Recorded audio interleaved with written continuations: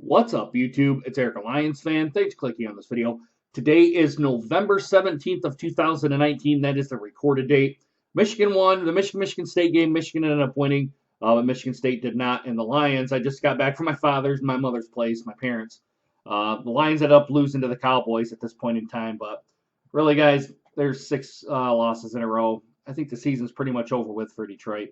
And as you guys know, I really haven't been doing much sports content on here. I've been kind of taking some time off, kind of actually taking a step back. I don't know if I said this in the last video that I did. At this point, it's going to be last week when you guys see this video.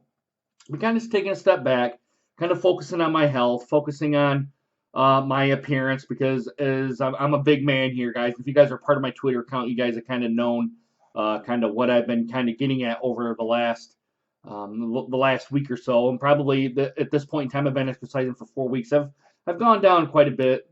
I don't want to say quite a bit in weight, but I've gone down at least one pant size. I will give it that.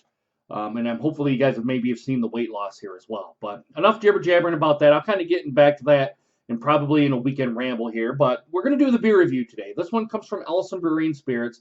These guys are out of East Lansing, Michigan. This is the Gravity Shift. Now, I've done the 2017 version twice. I did it once when I had it fresh, and I did it at this point, I think it was in August that I did it. About 13 months, 13 to 15 months. I get probably even more than that, to be truly honest. This is the 2019 edition of the Gravity Shift. Comes in at 14.5% alcohol by volume. It's a bourbon barrel aged imperial stout with cacao nibs and vanilla beans. And guys, you guys know from the last time, I go ahead and put it right up here. The last time I had this beer from these guys, the can and the label art was significantly different on this one from the 2017 edition. Their can art is always great. Now, I did have the gravitational.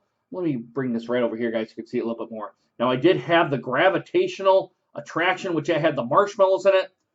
Guys, I don't know how they made it taste like a s'more, but they nailed that one. And I didn't get a beer review on that one, but that one was another beer that I kind of liked quite a bit. As you guys can tell, they always have nice, good can art on here. I'm going to try to twist it right around here. I can never quite twist it right as I'm kind of looking at here towards the camera. I'm going to try to bring it in here just a little bit more. Hopefully it focuses here. I don't know if it will. Maybe if I kind of bring it right over into here, it'll focus here a little bit more. If you guys can't see it, it says 1 pint, 14.5 ounces. I'll try to put my hand up here. Maybe it'll focus just a little bit more. Come on, focus here, camera. Nope, that doesn't look like it. Blah, blah, blah. It doesn't look like that it's going to like it here. It's 1 pint, 14.5% alcohol by volume. Brewed and bottled by Ellison Brewery and Spirits, LCC, East Lansing, Michigan. I got this one at their 4-year anniversary party. And guys, much like me, much like many other beer reviewers, I kind of like Ellison quite a bit. And there's many other ones here, little smaller breweries here in Michigan that have been kind of stepping up to the plate and making some good beer. And Ellison is no slouch in that. I got just this out of the refrigerator. Probably been about just coming up on 5 minutes right now. So it's still relatively cold here, but I'm going to try to do a warm-up on here. We'll get to this one, and we'll try to do a warm-up on here and get it. We're going to put it in the Hard Rock Cafe glass because I haven't done any dishes. I know it's the wrong glass I'm kind of using for this kind of beer, but you guys have known, if you guys have watched my channel at any point in time when I'm doing my beer reviews, I don't really tend to really pay attention to the glassware that I'm using. So I'm going to use the Hard Rock Cafe Boston glass. So without any further ado, guys, let's crack this open. Let's see what we get. Not really any big hiss. A lot like the Gravity series, there hasn't really been much of a hiss coming out of a. I kind of put it as a CO2 hiss. The kind of when you first crack it open, you hear that.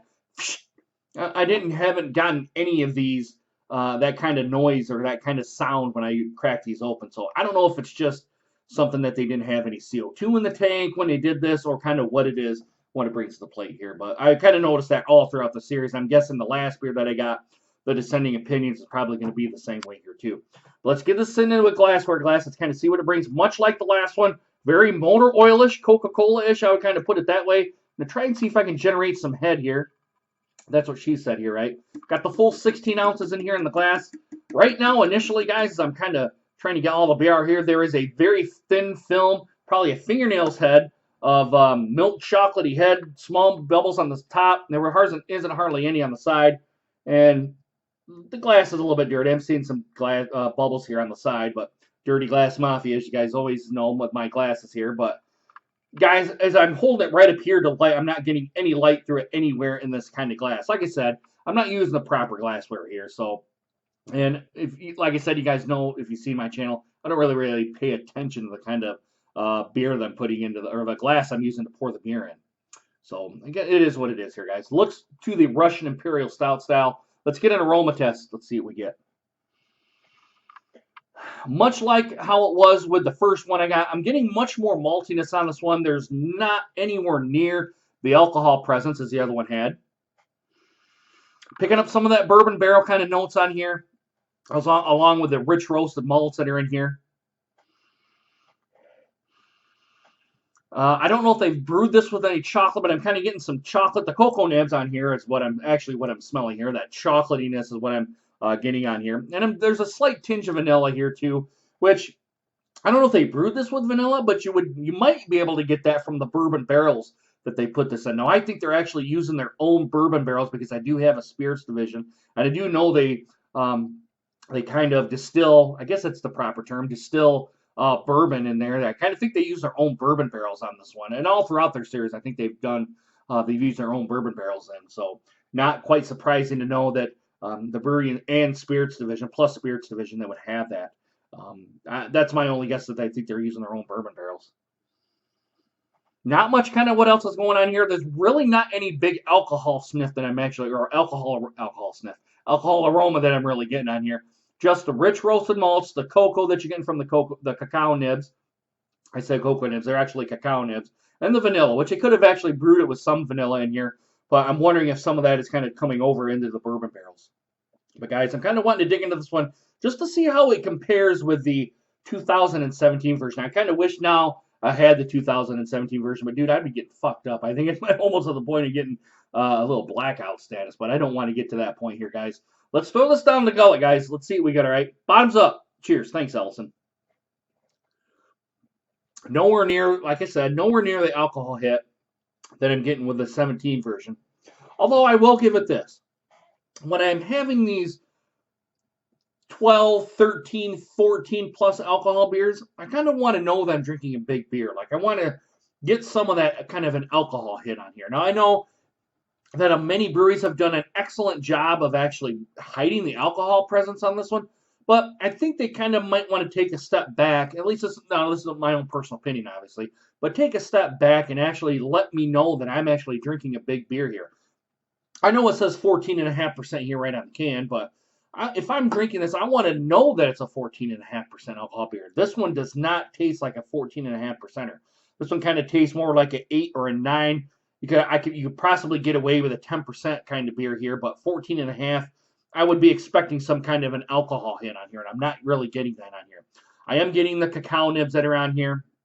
Yeah, I'm getting a little bit of a tinge of coffee on here, which even though they don't necessarily brew this with coffee, you seem to always almost get a tinge of a coffee presence on here, or maybe some of the bitters that would come off the coffee.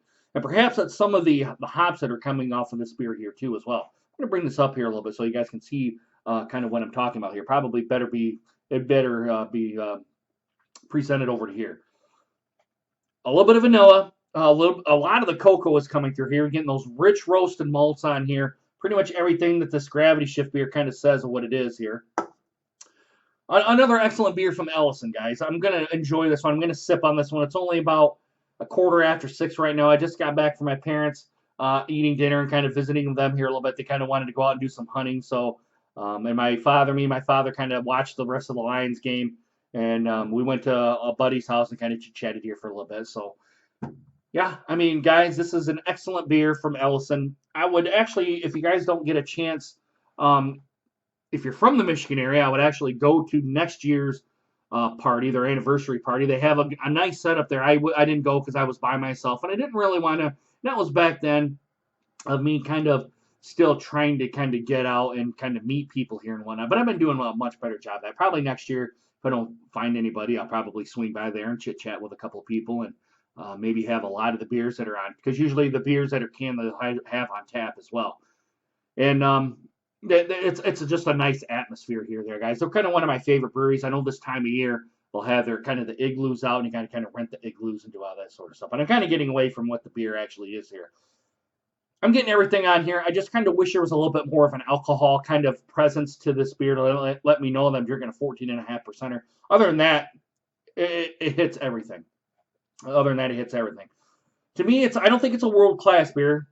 It is a good beer. I'm going to give it an A status kind of beer on here. I think most of the beers that I've had from Ellison and most of from the Gravity series have been an A. The only two kind of big things, like I said, there's no real carbonation that I'm kind of getting on here. Although maybe they don't want you to have the carbonation on here. I don't know that for a fact.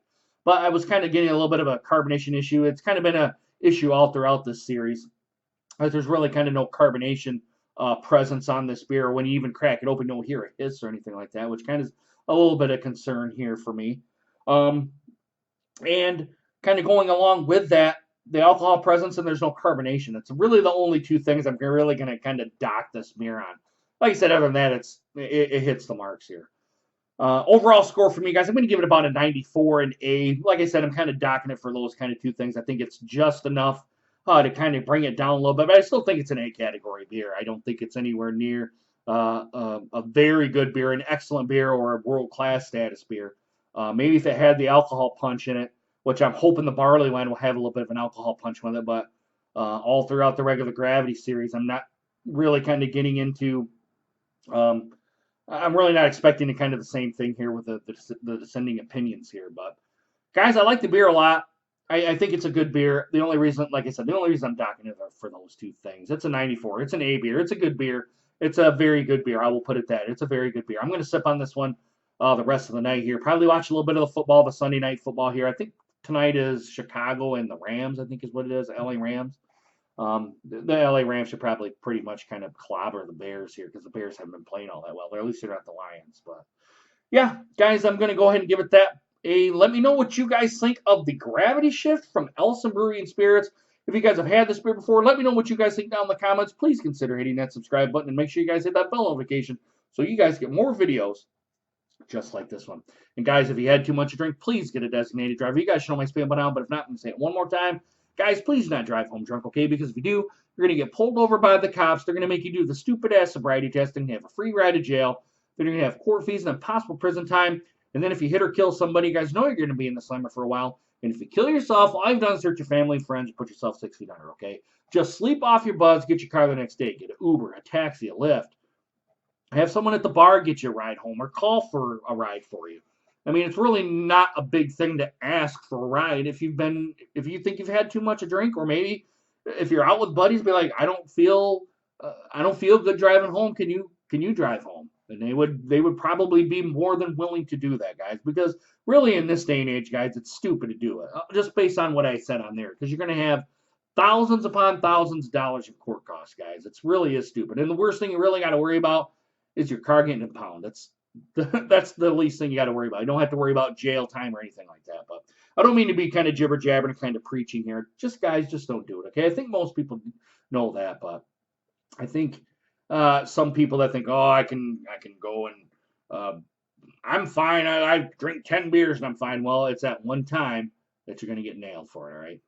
All right, guys, come back next time and I'll pull another beer out of the fridge back here. We'll see what it does. All right, guys, I really hope you guys enjoyed this video. Hope to see you guys again soon. Deuces.